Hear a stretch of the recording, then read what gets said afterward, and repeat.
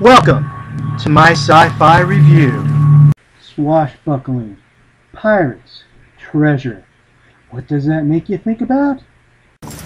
Gentlemen, milady, you will always remember this as the day that you almost caught Captain Jack Sparrow.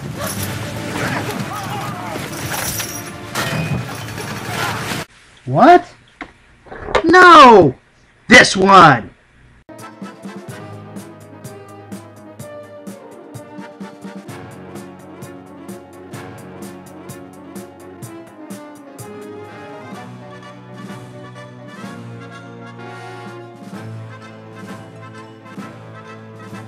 Long after the great interplanetary wars, the galaxy has gone dry. Water has become the only thing left of value. Evil Templars from the planet Mithra have gained control of this life-giving resource. Their power is now absolute, except for a few rebel pirates who survive by stealing ice from the great Templar fleets. Oh, hi. Two things I need to cover before we start the review. One, I know I look like Smee from Peter Pan. Deal with it. Two, spoofs. They're parodies. You make fun of a movie, a series of movies, or a genre. It's meant to make money, but it's also meant to be a little bit of a gag. It's supposed to be humorous and light.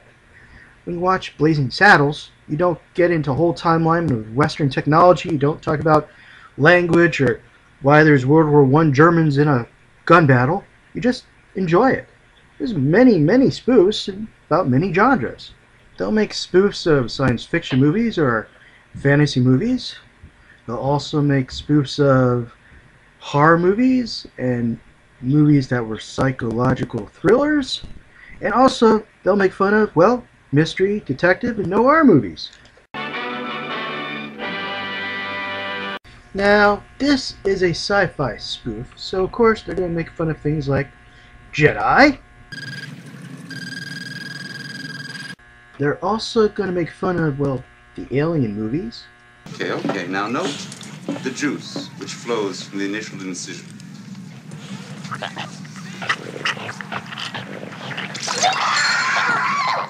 They're also making fun of the Mad Max movies. Ow! Bounty hunters, come on!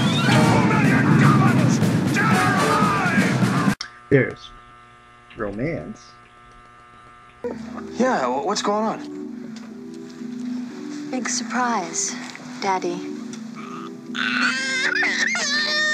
And of course, they make fun of, well, pirates! Arr! Ooh. Pirates, sound the alarm! Yeah, it's pretty nice. It'd probably go well with my eyes. And hi! Now it's time to talk about the characters. Now, the most important character is going to be the captain. But this is a spoof, so he's going to be a two-dimensional, womanizing jerk. Be careful.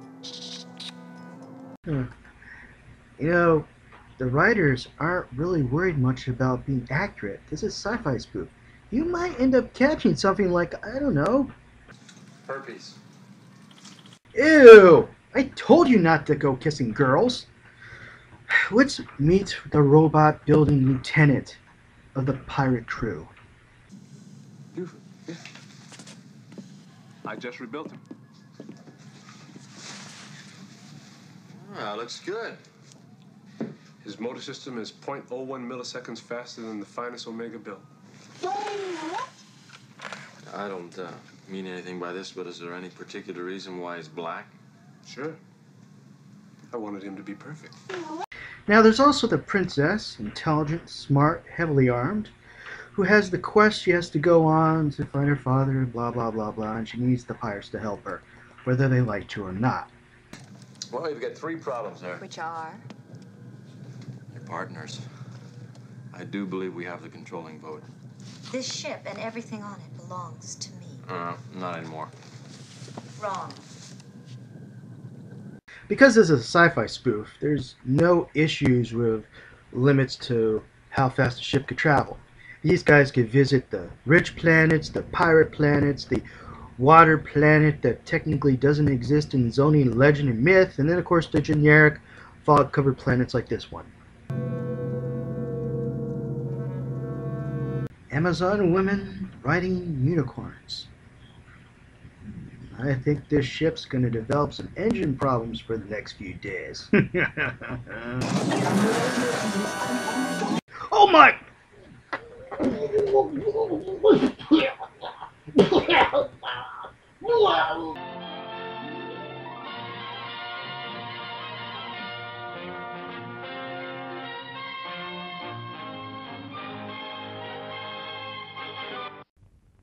Hungry, but the ordinary things don't seem to appeal? Then try one of our frozen delicacies. They're taste treats that hit the spot, refreshing and cooling without being too filling, satisfying without being too rich. Give yourself and the whole gang a taste dividend. Select the frozen treat that pleases you. Now, let's talk about robots. Science fiction about robots is like, well, candy without sugar. If you go into my sci-fi DVD library, you'd find a lot of them deal with robots. Runaway, Cherry 2000, and others. This movie has quite a few robots, from fighting robots to butler robots to, well, kitchen hand helpers. Take a look here at this recipe. Half a teaspoon carrots.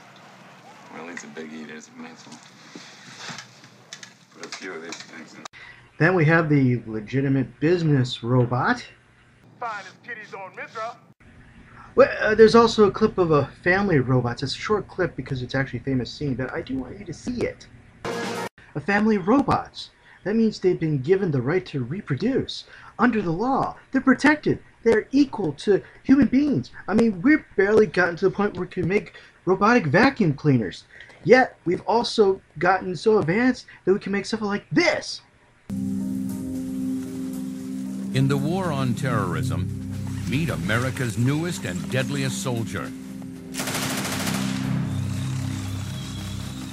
A 3-foot-tall robotic sharpshooter named Swords. Robotic sniper? Seems a little radical to me. Oh, so just because a robot wants to kill humans, that makes him a radical. Right. Now, let's move on to fun film facts. With this little clip, you're going to find it interesting.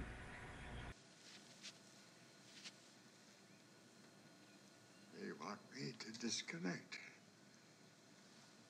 Give up my body. I can still feel with it. After all these aeons, I still feel. Give me your hand.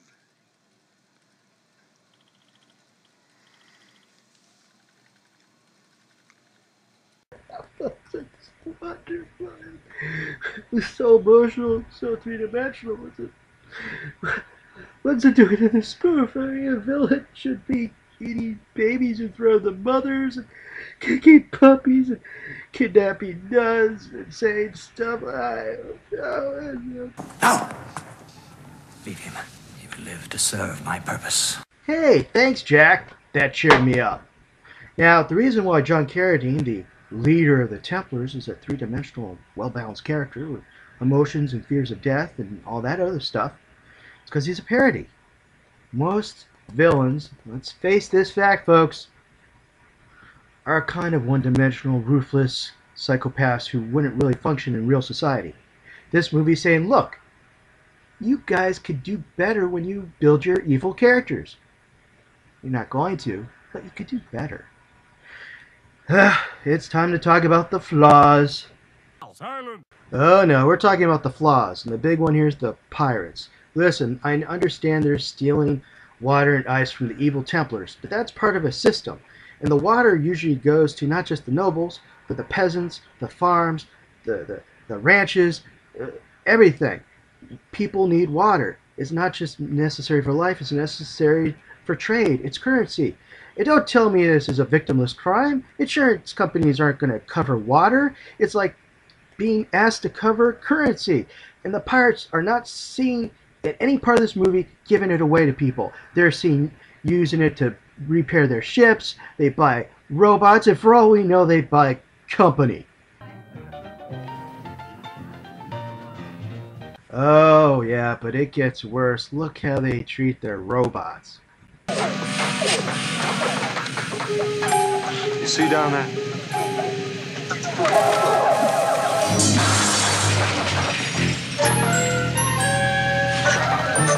Motivate the other robots by killing one of their own?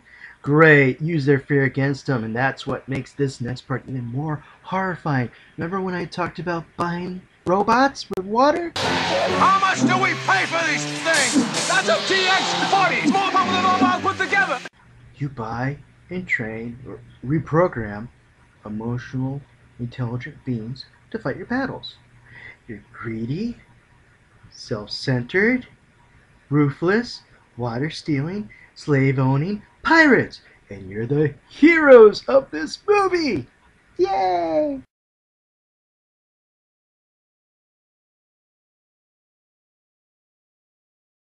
Thanks, John Luke. Still, it's not like they're beating up on priests and stealing their stuff or anything like that. Bob? Good luck, my sons. Remember, God saves.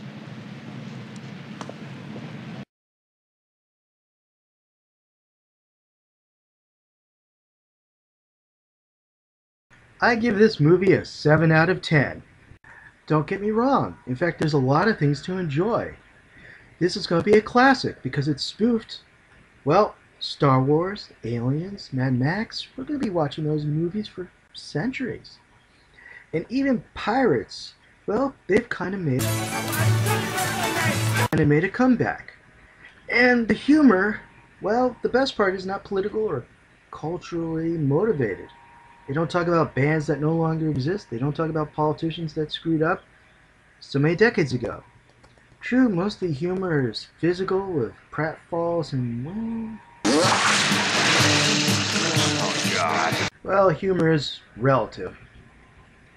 Now, basically, if you like your sci-fi as soft as scrambled eggs, if you like your characters over the top, and if you like your futuristic, well, space battles with swords, this is the movie for you. I would suggest turning it into a drinking game.